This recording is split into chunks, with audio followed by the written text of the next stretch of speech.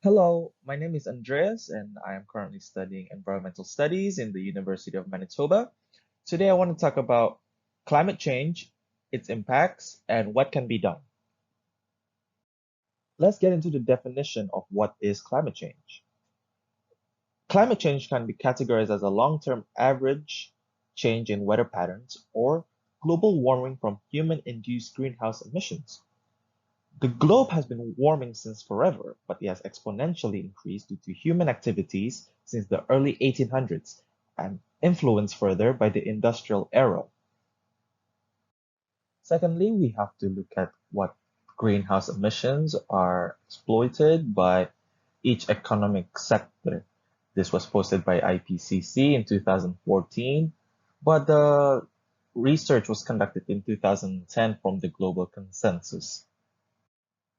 First, we have electricity and heat production, which accumulated 25% of global greenhouse emissions through burning of fossil fuels, use of oil and natural gas to produce electricity.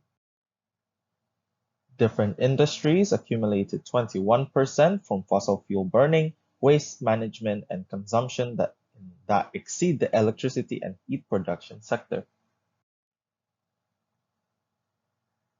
Agriculture had 24% through cultivations of crops, livestock, and deforestation. Transportation accumulated 14%, as most transportation uses fossil fuels and combustion engine. It is for sure lessened through the introduction of electric cars, but it is still early to tell. Buildings had 6% from energy generation and heating in the building. And lastly, other energy sectors had 10%, which includes activities such as fuel extraction, refining, processing, and transportation. In terms of impacts, climate change can impact both humans and the nature around us. This leads to extreme temperature events. It can be extremely hot to extremely cold, depending on the seasons and the geographical location. Dry and hot conditions with high winds can result in forest fires. Warmer air increases evaporation that increases water vapor or storms that result in floods. Warmer atmosphere traps water vapor later in the year that results in heavier snowfall. Secondly, the diseases and health. Changes in temperature, precipitation, and extreme events can increase the geographical ranges of diseases. Spread of diseases can be affected on land use, socio and cultural conditions, and how humans react to the disease. A great example is the current pandemic of COVID-19. Thirdly, we have food security and water supply. Changes in climate has a direct impact to carbon dioxide in the atmosphere, thus affecting food safety and nutrition. In terms of water availability, there could be a drought in one part of the world and contaminated water in another due to heavy rains and runoffs.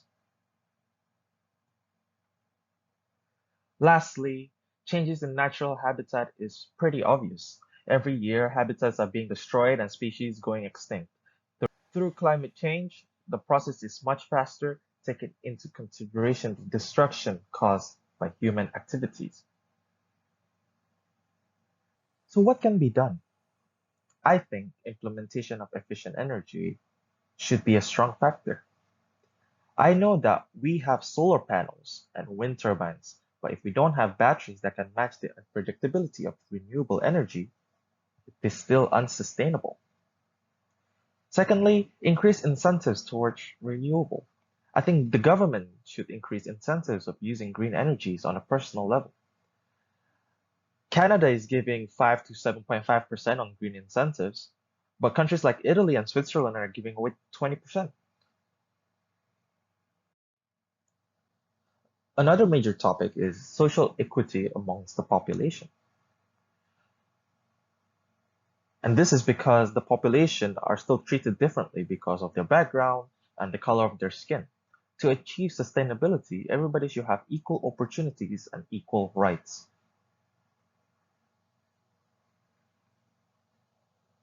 Providing essential education for the masses. In a world of advancing technologies, people can get their information easily, but that doesn't mean that they are getting the right information.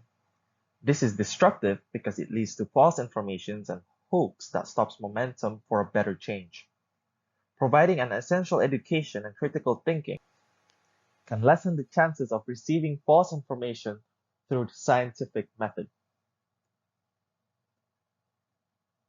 Lastly, something that is very hard to achieve, but it is not impossible, the transition or a continuous movement out of capitalism.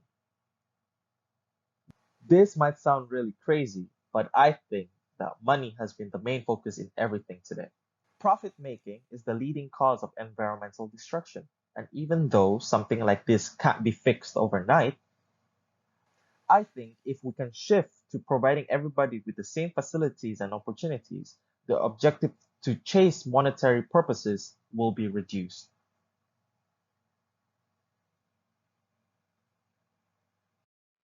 These are the references used during the making of this presentation. If there are any queries or a way to make the learning experience better for the future, don't hesitate to reach out. Thank you so much for watching, and I will see you on the next one.